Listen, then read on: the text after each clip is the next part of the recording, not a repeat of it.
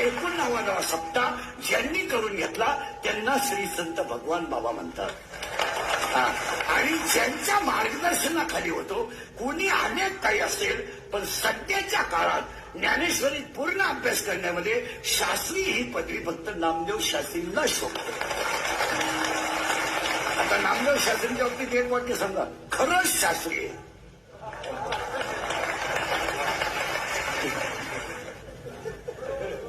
खरंच शास्त्री याचा अर्थ सगळ्या गोष्टी आहेत.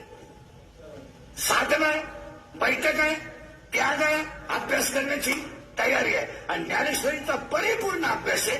ते महात्मा खरा शास्त्री आहे. आता तुम्ही उद्या आमच्या नावाला शास्त्री लावात, आम्ही उरफाटा हरिपाठ म्हणतोय, काय शास्त्री इंद्रिकर शास्त्री हरिपाठ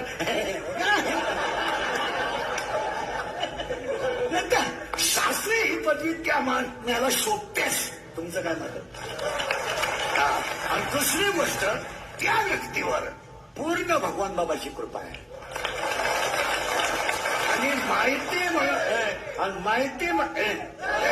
आणि तुम्हाला माहिती म्हणून सांगतो महाराज, कोणताही माणूस साधूच्या कृपेशिवाय मोठा नाही होऊ शकत. नाही नाही नाही नाही नाही काही काही माणसं 6 वर्ष आनंदीत राहिली, फक्त धोतारच नेसायची, पण टोपी इतकी कडक घालतात, काय एखाद्याला फिकून हल्ली तर त्याचा खून होईल. पण इथं 9033 ओव्या, 3500 दृष्टांत आणि 1.25 लाख शब्द ज्या माय ज्ञानेश्वरीत आहे, त्यातल्या प्रत्येक शब्दाचा किस काढणारा महात्मा आहे. आता पुढे सांगा, शास्त्रींवर भगवान बाबाची कृपा तर झालीच, याच्यात शंका नाही. पण हा साखंड अध्ययन केल्यानंतर ग्रंथ सुद्धा माणसावर कृपा करतात. तुम्हाला महात्मा नुसता ग्रॅज्युएट नाहीये, डॉक्टरेट आहे, पीएचडी आहे. पीएचडी कळते तुम्हाला? एवढंच कळते, एसएससी फेल,